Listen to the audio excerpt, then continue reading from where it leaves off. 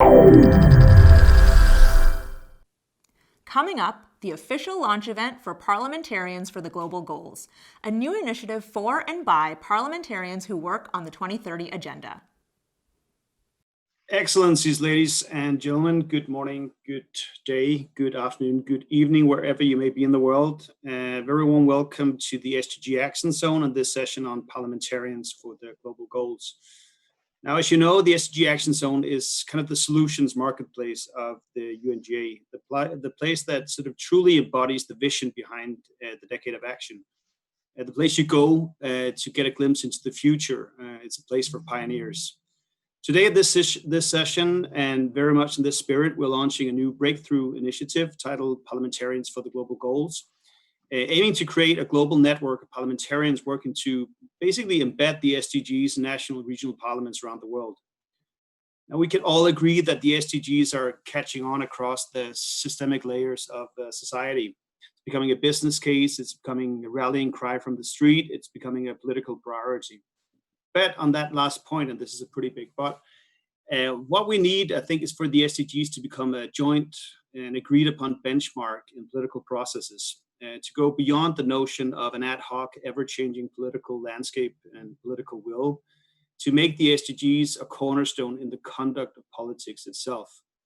And this is where parliaments come in as the framework and physical center of the political process. In political terms, this is the next frontier, and this is the only logical way for the political systems to work institutionally with the SDGs. At this frontier, at the very tip of this frontier, stands Kirsten Brosbøl and the 2030 Beyond Initiative, together with partners today launching Parliamentarians for the Global Goals, an ambitious platform with the aim of, and I quote, convening and connecting parliamentarians in a global network of global goals pioneers to increase political awareness and leadership on the 2030 Agenda and political support national efforts to build cross-party collaboration and on implementation of the SDGs. So a daunting task indeed, Kirsten and colleagues, but a critically important one. Truly the type of task and ambition level that should define the Decade of Action. Today, we'll hear from the founder and initial supporters of the initiative, and we'll hear a range of perspectives on the importance and needed institutional support for the initiative, so that we together can help Parliamentarians for the Global Goals, or PFGG, and its partners on this forward journey. In a second, I'll give the floor to founder of PFGG, Ms. Kirsten Brosbøl. Just a quick word on the flow of the coming 42 or so minutes. After hearing from the founder of PFGG, we'll hear how this initiative can be supported and scaled from the president of the IPU, Ms. Gabriela Cuevas, also on the screen. Hi, Gabriela. Thanks for joining. How the UN system can support the initiative from UNDP Assistant Secretary General, Ms. Kani Vignaraja. Hi, Kani. Welcome. Thank you.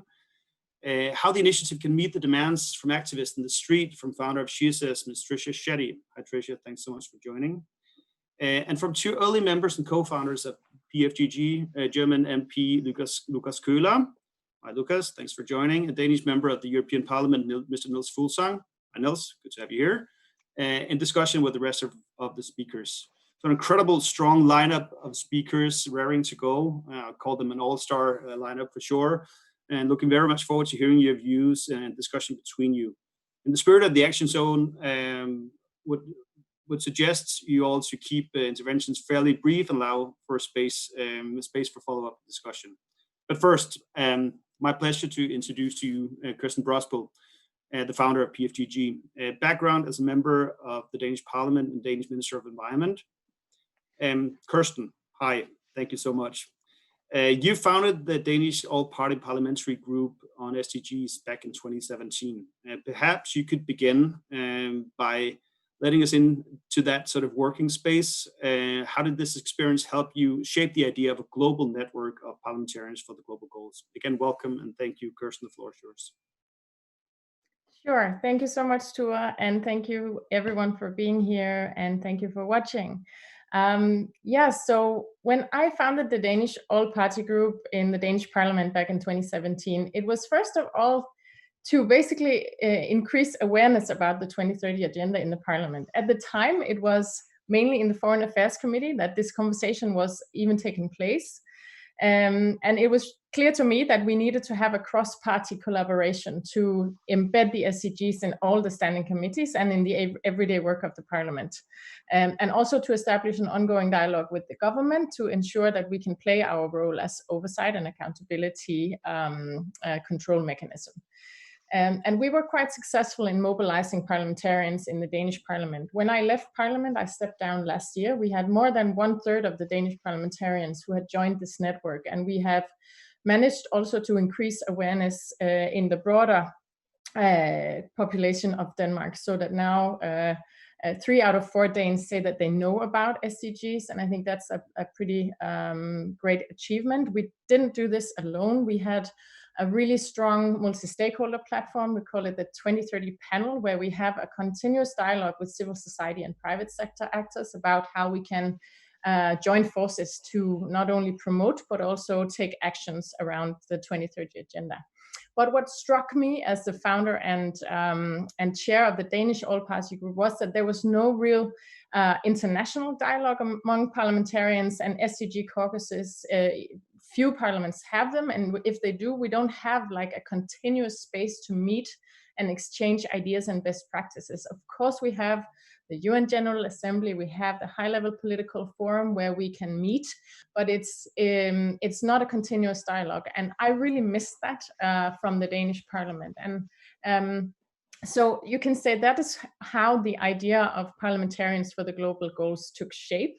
It was based on my own experience, and the idea of this initiative that I have now founded is then to provide this forum for exchange of ideas among parliamentarians, to share best practices about how to embed SDGs in the parliamentary work, but also to support the individual parliamentarians and SDG caucuses, all party groups around the world, to work across party lines and across sectoral divides to ensure that this is a collective effort, and that this is something that is embedded and rooted in not only a fraction of parliaments, but broad collaboration, and that there's also a strong civic engagement piece to it.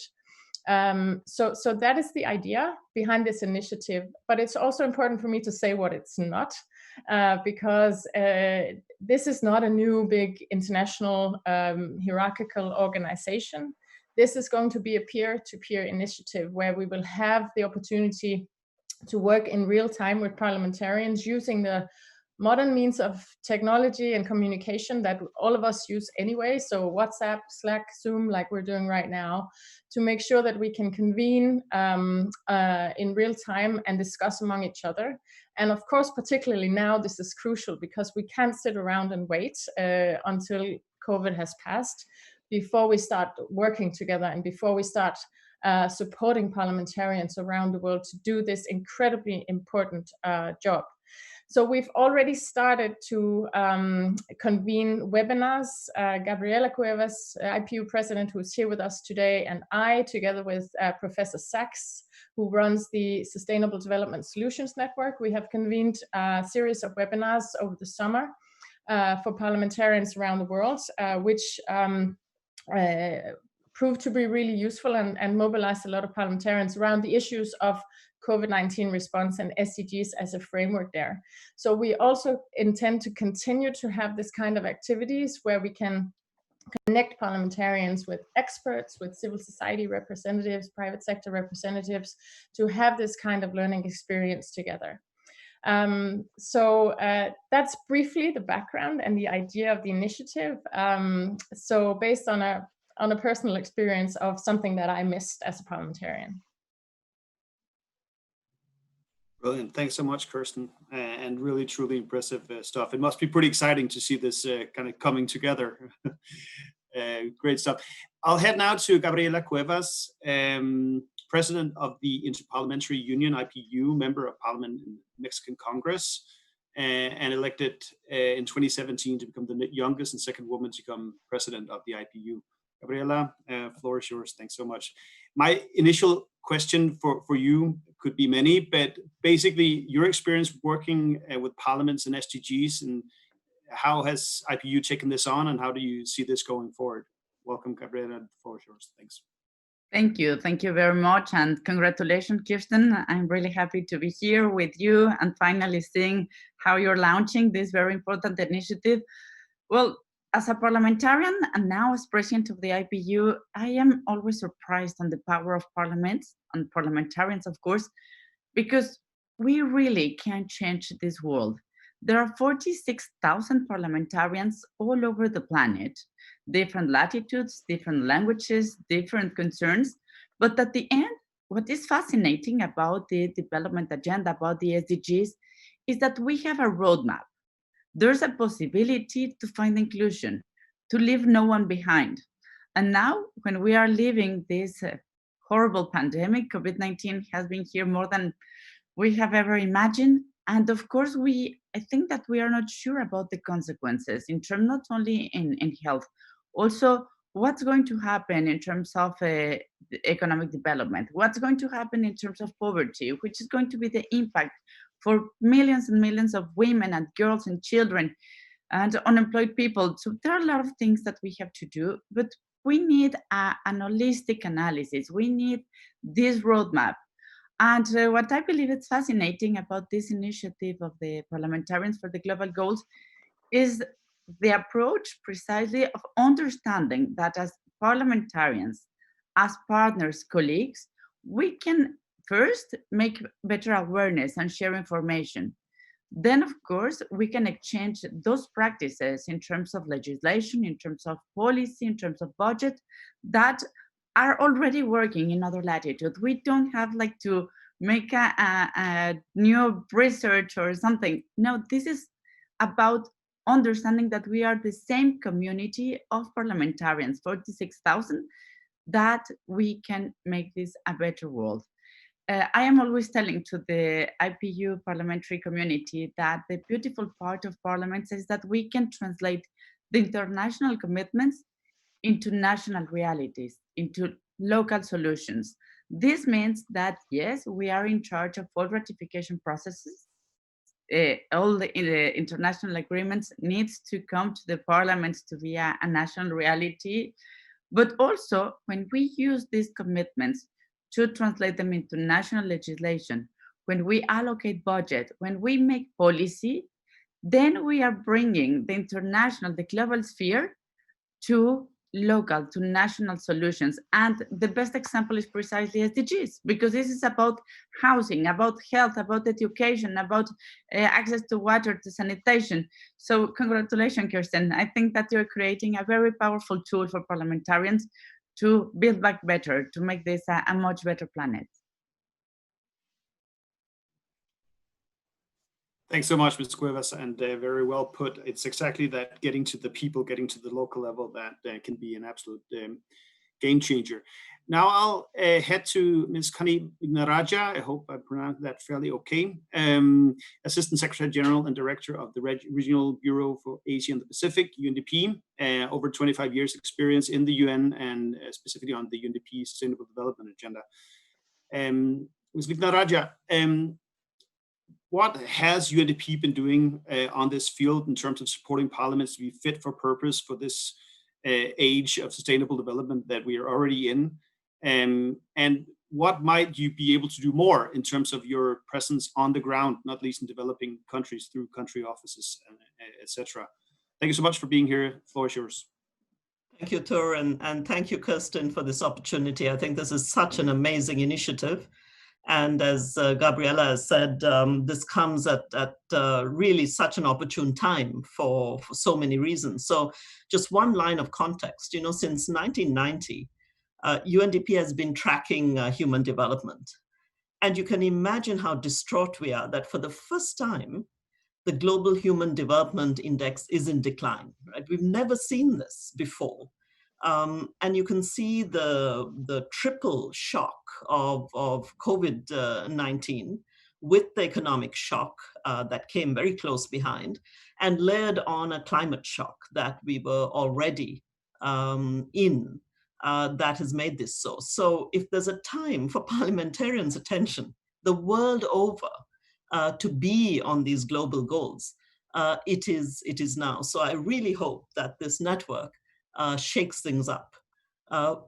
at the UN and at UNDP, we are expecting parliaments to not just step up, but to step in during what is this a crisis moment, and to show leadership, and to do so, as Kirsten said, across party lines. And you have to do it now, because we're seeing parliaments approving large fiscal stimulus packages, and not all of them are putting people first, right? And so getting that support out to those who are impacted most is really so essential. And these debates have to happen there. Now, that's an emergency response, but for us, it's parliaments that also keep their eye on the medium and longer term goals needed to build forward, right? That's what the SDGs are about. And interestingly, while parliaments provide a proactive, forward-looking role, they can also provide a blocking mechanism so countries don't revert to really bad old habits where it was that progress had to be along growth that was driven by pollution, by inequality, by injustice, and then somehow someone's going to clean it up all later. So the fact that parliamentarians, both at all different levels, can keep their eye on sustainable pathways that are different, for us, I think is so key. So saying no more is as important as approving new packages going forward. Now, for us, when you look at the trust between civil society and national institutions, I think an institution of the state that all people can feel is theirs, right, and has their rights and their voices represented, is indeed Parliament. So it is a real barometer of citizen-state trust, if you wish. And we work today as UNDP with maybe over 70 plus parliaments across all regions, and even more local councils, and building these capacities to kind of work in more sustainable ways and bring that forward. And a key ask of UNDP by parliamentarians is to help make the legislative processes more easily understood, right, and more open to the public. And so this is a big, across regions we see this, and what we've been doing is peer-to-peer exchanges, because you learn best from others, your brothers and sisters across the world.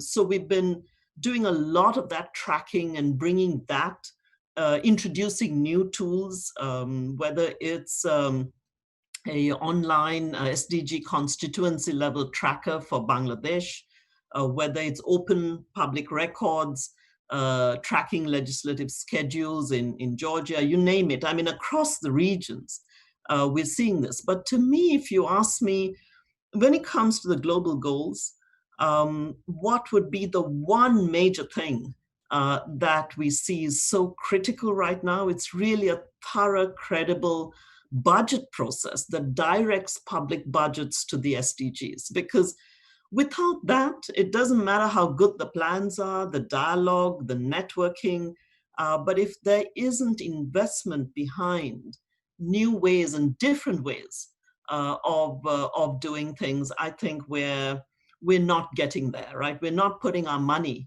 where our mouth is. So whether it's on climate action, whether it's looking at the huge gender gaps that are getting even bigger because of COVID, whether it's seeing how the new digital economy is favoring a certain group of people over others. I think these are hard questions. Domestic violence is rising. We're seeing freedom of speech and expression being limited. These are questions that have to be at the heart of why I think parliamentarians would wake up and feel that these global goals are not technocratic. They're not for the data geeks and the planning nerds. These are political, and these are, I think, the reasons why, certainly at UNDP and at the UN as a whole, we are very, very excited with this initiative. and look forward to being part of it. And let me just end with saying that we put a lot of effort in this time when we saw the shutdown of a lot of institutions. UNDP has worked with parliaments just to keep the lights on in so many countries, to make sure that business doesn't stop, because we see these institutions as literally the cornerstone of functioning democracies, and they must keep going. So back to you. Thank you so much, Ms. Naraja. So many important points there. Time to step up and step in, I thought, is a pretty good one-liner. And also the responsibility as we roll out these massive stimulus packages, which will lock us in for many, many years, a huge role for parliamentarians to make sure that these are actually, spent on the right things to put us on a sustainable pathway. Heading further down the list, Tricia Shetty, lawyer, social activist, founder of She Says, nonprofit, an online platform aims to end gender-based discrimination and advance women's rights in India by engaging youth as agents of social change. Tricia, I mean, to the degree that you can kind of translate the words of the street and coming as an activist, what is your request, demand from politicians, next generation of politicians and parliamentarians in respect of meeting the SDGs? Thank you. If you truly have your ear to the ground, you will realize people are no more interested in requesting. The people on the streets are assertively stating that this kind of discrimination, lack of access to laws has been going on for too long, and that they will not stand for it. When member states signed and adopted the SDGs, they made a pledge to leave no one behind. They forget the sacred, the sanctity of signing on to the global goals. It was a contract of duty holders to right bearers, where the accountability factor is duty bearers are accountable to right holders. And somewhere, I think along the line, all of us are complicit in this, where we kind of set the tone in a very polite, apologetic way, right? Where countries and heads of states would come and say, I pledge to adopt the global goals. I am for addressing the climate crisis. I am for gender equality. But if you pinpoint and highlight the inequalities, the continuing investments in unsustainable infrastructure, then they don't want to address it. So the reason why I am so hopeful with everything that Kirsten does and this meeting is because I think there is an understanding that the existential crisis that we are witnessing right now calls upon everyone to realize that politicians and political will are renewable resources. That means, these kind of bodies, these kind of conversations is what's important to understand what's the next step. Look, because let's be honest, there's no new formula needed. There is no, awaiting of the birth of Einstein that we need to address these issues. All we need is will and money and the support of people who are willing to put their bodies on the ground to risk for the future that they're fighting for. And this is deeply personal. Just last night, I woke up to news that a fellow activist has been arrested in India under the UAPA Act, which basically designates one as terrorists. Currently in my country, which is one of the hardest hit with COVID, where our economy has contracted by 24%, there are activists, lawyers, prominent human rights defenders who are raising the alarm for climate crisis, raising the alarm for the fulfillment and achievement of the SDGs, who are being arrested arbitrarily. So I think these rooms call upon us, one, to understand what is the contract that we're currently seeing with parliaments and other sections of society. Two, that, for parliament to function, we're talking about a body that makes laws. You need an independent and free judiciary and independent free press. And if you track democracies around the world, you are seeing that the bastions of democracy are severely compromised at this point. So that needs to be focused upon. And finally, the people who are working every day to ensure that the global goals will be met need to be protected. And this is where, again, parliamentarians and those who are closest to the position of kissing the ring need to step up for the people working on ground and commit to their protection and be strong and vocal in their solidarity and hold parliamentarians accountable and insist that those like us who very much feel these concerns are also going to be holding positions of governance. So, we need a complete system overhaul. People like to call this radical, but the times we're in are radical. And the only thing that gives me hope is initiatives like Kirsten, where she's calling for a redesign of the entire system. And I love that she said she's not looking for anything innovative, radical. This is the basic structure that you need to change up. So, I think that's the only hope. Thanks so much, Tricia. I mean, incredibly powerful stuff in there. The contract is broken. We're in an existential crisis. And this is, initiatives like this one, which is basically systemic by nature, is the only thing that will bring us forward. You're also touching upon the shrinking civic space, which has been, it's not news per se, but it's definitely under a new type of threat during COVID. There's a lot of laws that we need to take very closer look at and make sure that the measures that have been put in place are indeed not permanent. So thanks so much for your sobering words. Heading now to two, I can call you young politicians, young parliamentarians, and early movers on PFGG and founding members. Dr. Lukas Köhler, a member of the German Bundestag since 2017, spokesman for climate change of the FDP parliamentary group. And Mr. Niels Fuglsang, elected as a member of the European Parliament in 2019, serving on the Committee of Employment and Social Affairs and the Committee of Industry, Research and Energy.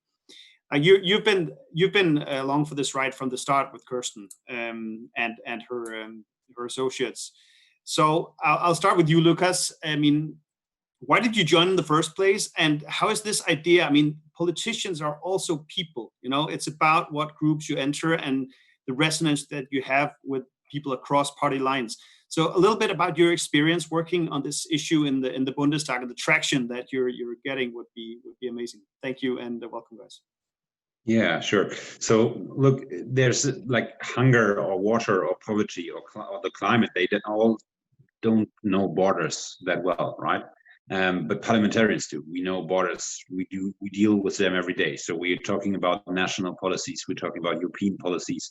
But we seldomly look over the edge of the space that we talk about or that we use in order to discuss the topics and the fields that we are dealing with every day. But if we have problems that are borderless, then we should also talk across borders, and that is something when Kirsten asked me to join this group or to work together with her to help her a bit, I was completely hooked, because this is the kind of dialogue, this is the kind of way to move forward with the SDGs. Because if I look into my parliament, into the German Bundestag, I know that there are people who are willing and engaged and really want to change the world. I do think that it's the key factor of most parliamentarians going into parliament. Maybe I'm too idealistic and young to have changed my mind yet, but so far I think everyone wants to change the world, right?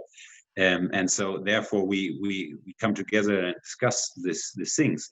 But sometimes I think it's easier to talk to someone from another country who's in a different kind of ideological direction or in a different party than to talk to someone in my own country from another party. And sometimes this kind of playing over the edge of parliaments or playing over another sort of another person from another group that can really, enlighten you and bring you new knowledge about how other people solve problems that you've not thought about, and how they could be solved. And from my party, I do think knowledge is missing. I do think that people who are engaged and who know about the SDGs are really up for it, are burning to change things, but there are not so many parliamentarians who do so. And I do believe that we have to work together across parliaments and across parties to really engage in those problems. And it's not so much time; it's urgent to change things. And you've already talked about the huge sums of money that we are investing and that they are going into right directions or wrong directions. And we can change that today, but we can change that only if we know about what change should be brought along. And so that's what hooked me, and that's why I'm happy to help. Thanks, Lucas. Can I just add a quick follow-up? So when you speak to your colleagues in the Bundestag, do you feel this idea is getting traction? Do you feel that you could be the focal point of sort of a group like Kirsten formed in Denmark? Is this something that's realistic in the Bundestag? Well, we have an institutionalized group that is taking care of the SDGs. It's called the Council for Sustainable Development, and it's a group of people who are and have to be engaged into discussing the SDGs and how it's moving forward. But it's not the same because it's a parliamentarian initiative. I think it's good in a sense because it covers all the questions of governance, right? Because it looks at laws, and if those laws are made for sustainability or look at sustainability. But those are, they are parliamentarian boundaries, and you follow the role that your party and your ideology gives you.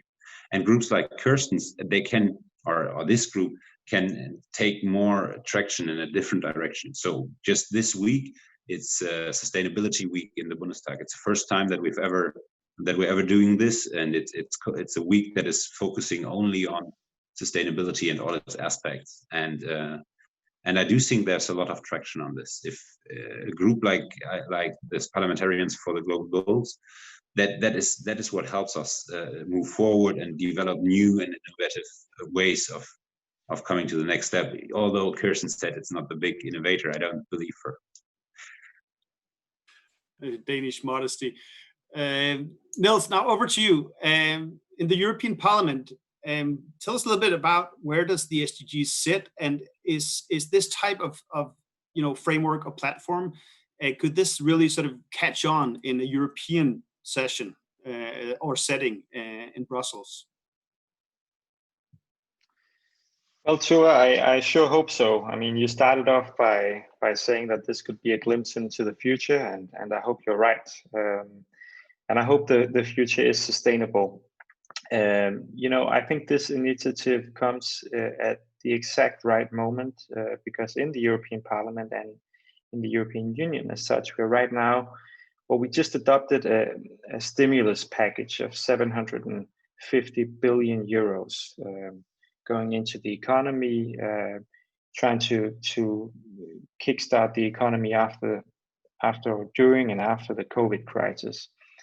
And we need to, right now in the European Parliament, we're discussing, how should we spend those money? We're making the legislation, deciding should these funds go into fossil fuels? Should they go into renewables?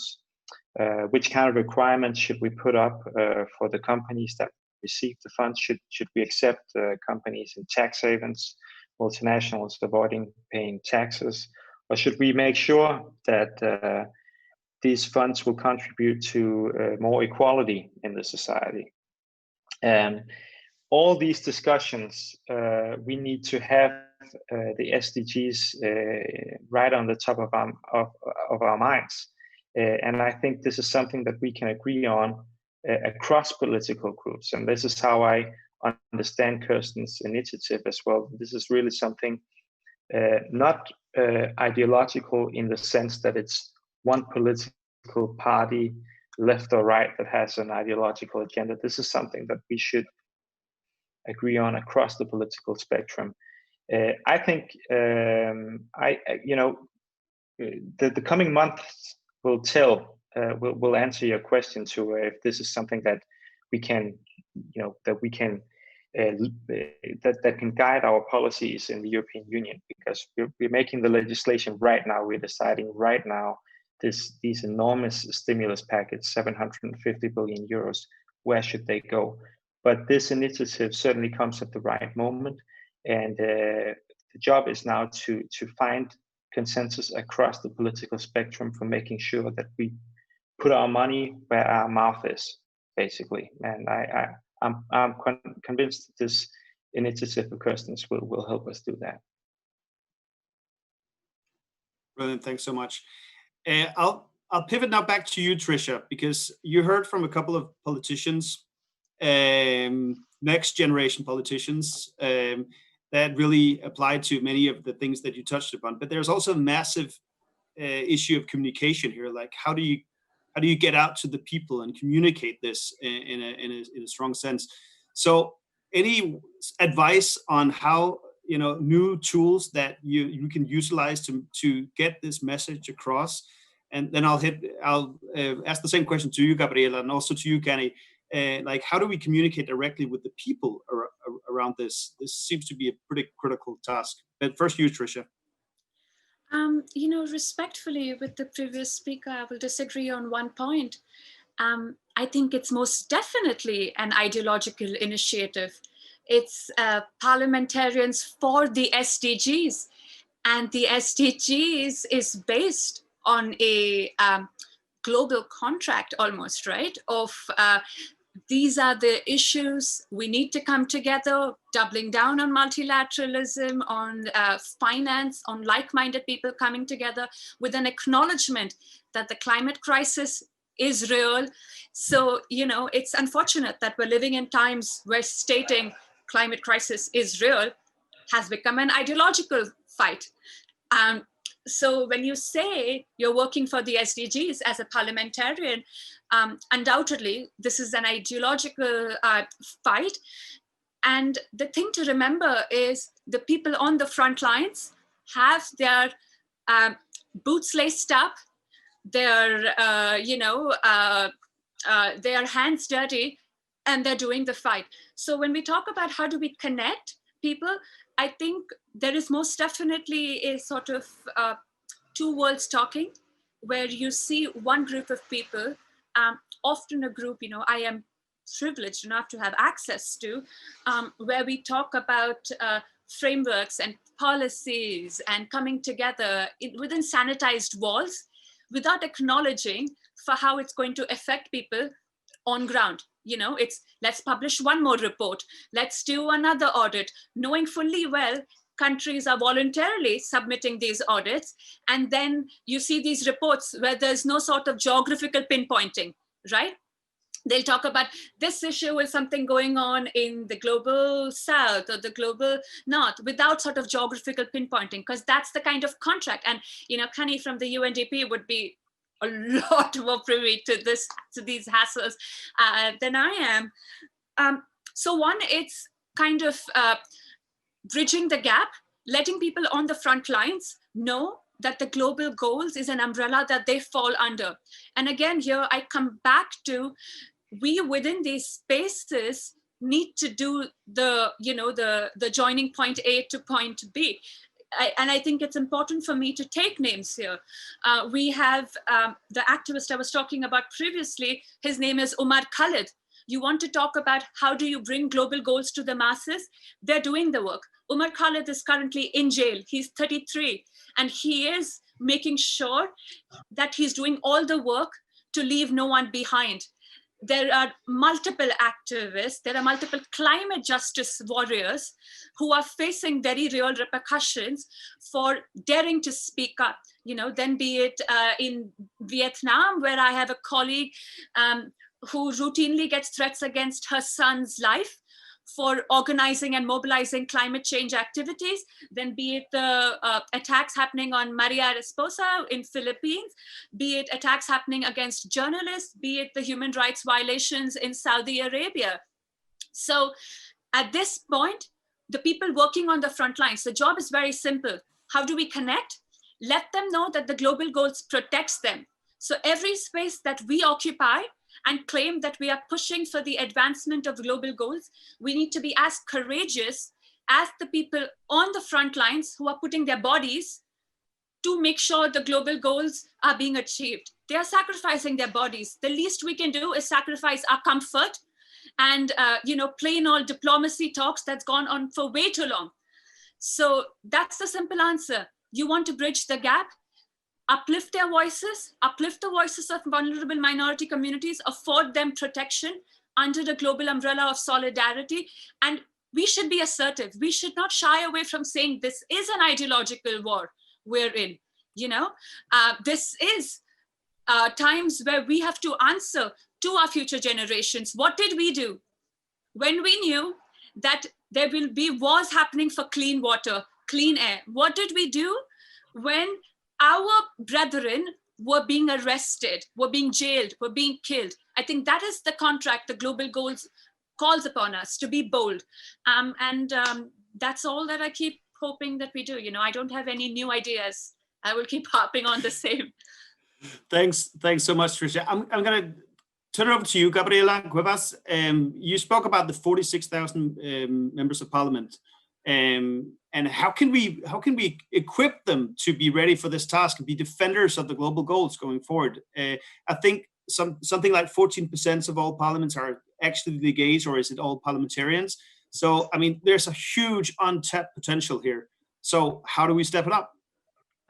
Well, if we are talking about communication and how to engage people, how to engage citizens into the global goals, we have to start first, literally from the beginning. How are we going to engage the politicians, the decision makers, the people that are deciding all public policy, all public budget in the planet? And that's a critical point on this Parliamentarians for the Global Goals initiative. At the Interparliamentary Union, we have been working dedicating a lot of time and effort to the SDGs and its implementation. But in accordance with our data, only 13% of the parliaments are really working on SDGs. So how are we going to build this bridge between the multilateral system and the parliamentarians of the world and the citizens? Well, it's not impossible. There are a lot of different options. There are alternatives. I think that the first one is precisely starting with these conversations. We need to make parliamentarians, the 46,000 parliamentarians, that SDGs are also convenient for their countries and for their parliaments and for bringing results. Having a more inclusive planet is important for everyone. Inequality is not okay, it's not a reality, it's not sustainable. It's something that we cannot say, okay, the world is unequal and deal with it. We cannot.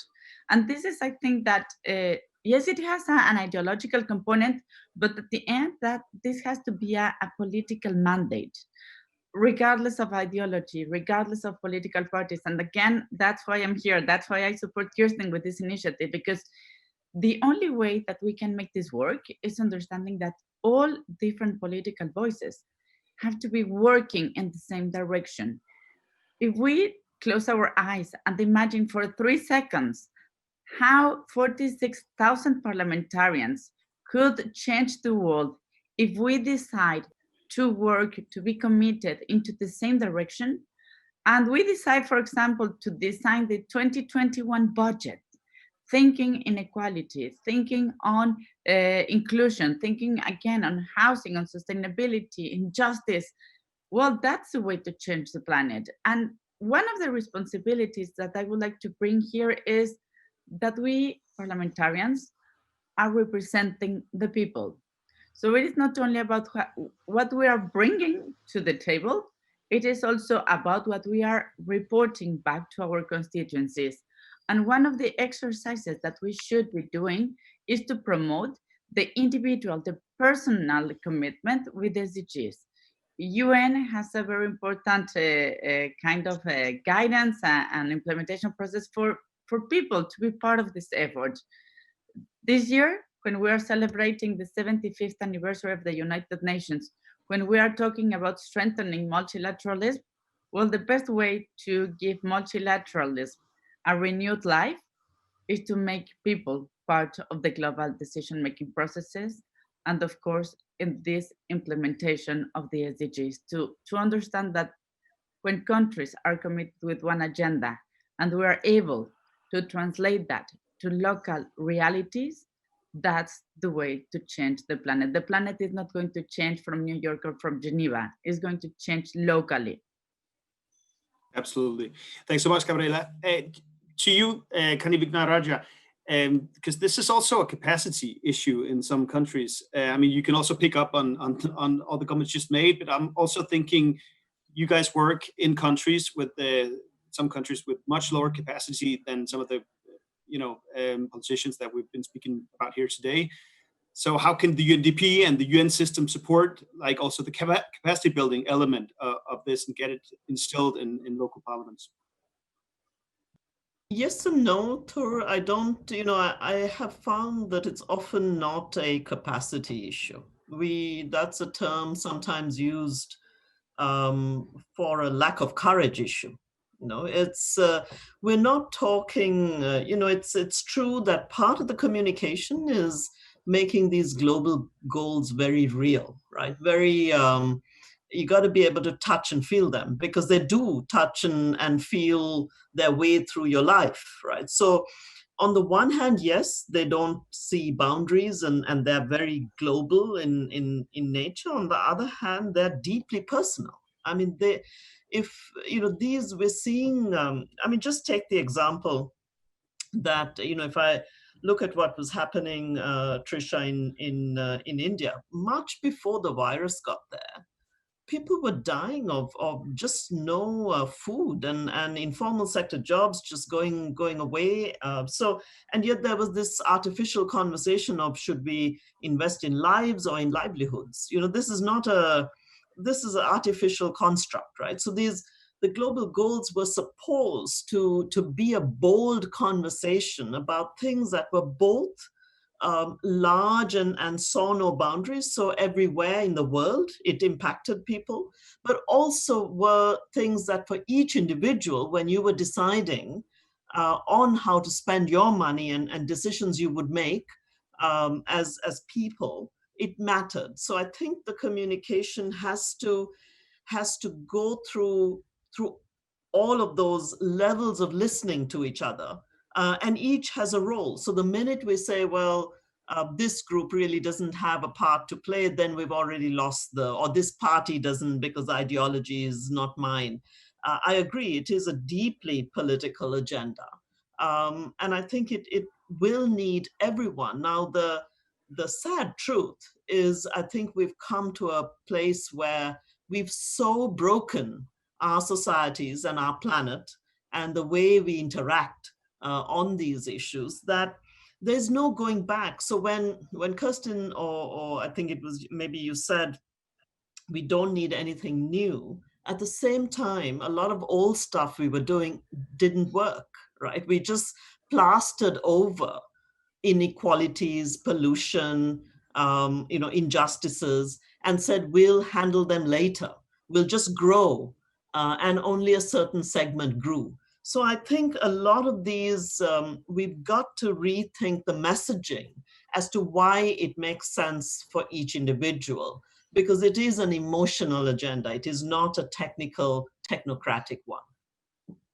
Thank you, Kani. And I saw you, Niels, you had your hand raised before, so I'll finish up with the two of you as early founders, early members of PFGG, for your reflections on what you just heard here.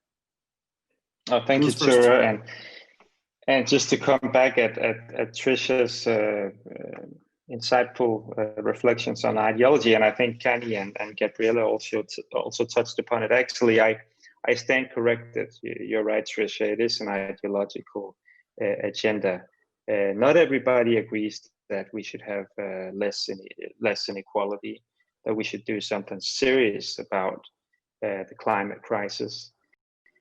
But at the same time, I would say, I mean, we managed to have, and correct me if I'm wrong, Thure, but almost every government signed these SDGs. I mean, everybody signed them, and they should be able to gather countries, governments, political parties. We should be able to agree about this. And then I think you're right, Tricia, in saying that, now everybody said that they would do something about this. Everybody signed it, but we need to hold each other accountable on action here. And I think that's the job for us to have in the coming time. But that is something that this initiative of Kirsten's can contribute to. Thank you. And Lucas, final remarks. Just some agreement and disagreement. I do agree that there is a different understanding in committing to the SDGs, and I don't think all parties have the same understanding. I don't completely agree that it shouldn't be ideology, right? It should be common sense, I guess, to agree to the SDGs, because they're so broad and so common. But I do think a group like this has, and that got clear to me in the debate today, it has two different approaches. We have to commit to change, and I do think that we can commit to change. I'm very optimistic that we can change the world and that we can make it better as parliamentarians, but also as normal persons, as people who also have families and lives and everything else. And we have to change everything, and we have to make it better. I do think Build Back Better is the right way. But the second part is as important, because if we all agree that there needs to be change, it's great, but it's not. If all the willing are agreeing to the same thing, it's not enough. We have to convince those who are maybe not committed and who are not willing and who don't understand the same arguments and who don't follow them. And a group like this is exactly the right place for that. As I said before, sometimes it's easier to talk to someone who's living in another country because he isn't directly influencing your election and because he's not the direct opponent of your party's campaign.